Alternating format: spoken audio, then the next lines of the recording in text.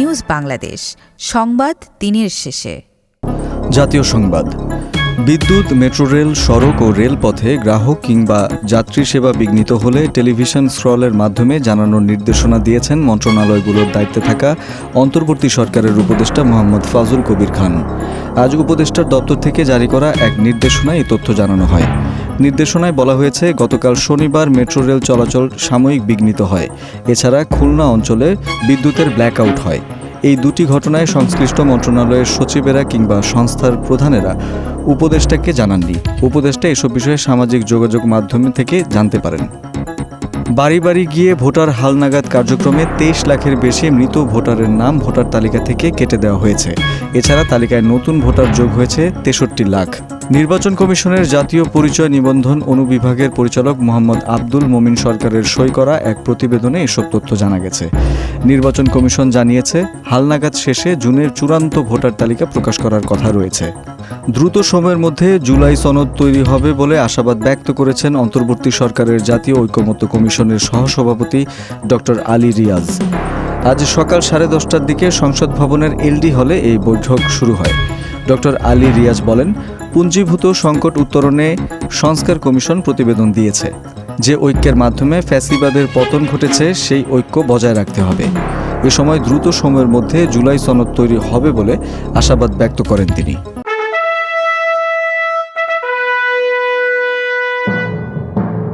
রাজনীতির সংবাদ। দেশের আলোচিত 21শে আগস্ট গ্রেনেড হামলা মামলায় বিএনপির ভারপ্রাপ্ত চেয়ারম্যান তারেক রহমান সহ সব আসামির খালাসের রায়ের বিরুদ্ধে রাষ্ট্রপক্ষের আপিল শুনানি আগামী 4 মে ধার্য করেছেন আপিল বিভাগ। আজ 21শে আগস্ট মামলার রায়ের বিরুদ্ধে রাষ্ট্রপক্ষের লিভ টু আপিল শুনানির জন্য কার্যতালিকায় ছিল, কিন্তু বেঞ্চ পুনর্গঠন না হওয়ায় শুনানি পেছানো হয়।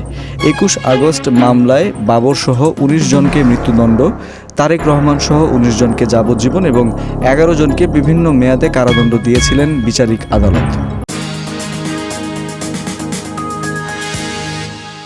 আন্তর্জাতিক সংবাদ।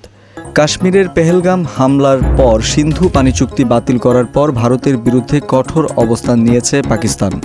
দেশটির প্রধানমন্ত্রী শেহবাজ শরীফ হুঁশিয়ারি দিয়ে বলেছেন, পানিকে রাজনৈতিক অস্ত্র হিসেবে ব্যবহার করা মেনে নেওয়া হবে না এবং পাকিস্তান যে কোনো মূল্যে নিজের পানির অধিকার রক্ষা করবে। আজ বিটিভি ওয়ার্ল্ডের প্রতিবেদনে বলা হয়েছে, ইরানের নবনির্বাচিত প্রেসিডেন্ট মাসুদ পেজেশকিয়ানের সঙ্গে টেলিফোন আলাপের সময় পাকিস্তানের প্রধানমন্ত্রী এই হুঁশিয়ারি উচ্চারণ করেন। আলাপকালে শেহবাজ শরীফ আরও জানান, পানিকে অস্ত্র হিসেবে ব্যবহার কোনোভাবেই মেনে নেওয়া হবে না। তথ্য প্রযুক্তি সংবাদ। বিশ্বের জনপ্রিয় সামাজিক মাধ্যম ফেসবুকে স্প্যাম ও বিভ্রান্তিকর কন্টেন্ট ছড়ানো বন্ধে কঠোর অবস্থান নিয়েছে এর প্রধান প্রতিষ্ঠান মেটা।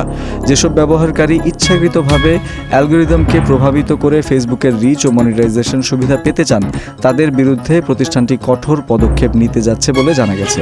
মেটার পক্ষ থেকে এক ঘোষণায় বলা হয়, প্ল্যাটফর্মে যারা বেশি হ্যাশট্যাগ ব্যবহার করেন, অস্বাভাবিকভাবে বড় ক্যাপশন লেখেন অথবা কন্টেন্টের সঙ্গে সম্পর্কহীন তথ্য জুড়ে দেন, তাদের পোস্টের রিচ কমিয়ে দেওয়া হবে।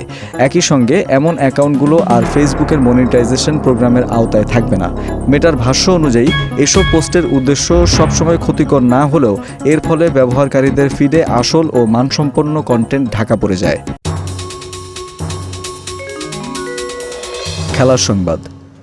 কোপা দেল রের রোমাঞ্চকর ফাইনাল ম্যাচে রিয়াল মাদ্রিদকে 3-2 গোলে হারিয়ে শিরোপা ঘরে তুলল বার্সেলোনা। অতিরিক্ত সময়ে জুলস কুন্দের অসাধারণ গোলে নিশ্চিত হয় কাতালানদের জয়। আজ ভোরে স্পেনের এস্তাদিও দে লা কার্তুজায় অনুষ্ঠিত হয় কোপা দেল রের ফাইনাল। নির্ধারিত সময়ের খেলা শেষ হয় 2-2 গোলে। অতিরিক্ত সময়ের দ্বিতীয়ার্ধে জুলস কুন্দের দুর্দান্ত গোলে জয় নিশ্চিত করে বার্সেলোনা। এই ফাইনাল ম্যাচের শুরু থেকেই আক্রমণাত্মক ফুটবল উপহার দেয় বার্সেলোনা। 12 মিনিটে পেড্রির দূরপাল্লার শটে এগিয়ে যায় তারা। রিয়াল মাদ্রিদ প্রথমার্ধে তেমন কোনো প্রতিরোধ গড়তে পারেনি।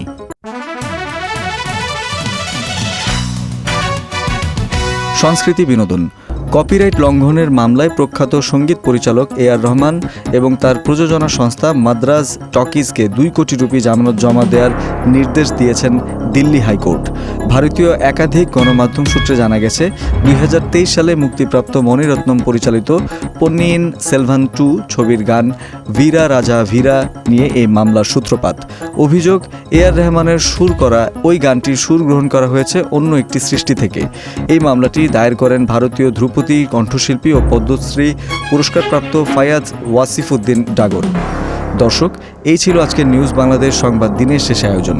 দেশ বিদেশের প্রতিদিনের সবশেষ সংবাদ জানতে চোখ রাখুন www.newsbangladesh.com এ। লাইক শেয়ার দিয়ে সঙ্গে থাকুন নিউজ বাংলাদেশের ফেসবুক পেজ ও ইউটিউব চ্যানেলে। ভালো থাকুন, সুস্থ থাকুন। আল্লাহ হাফেজ।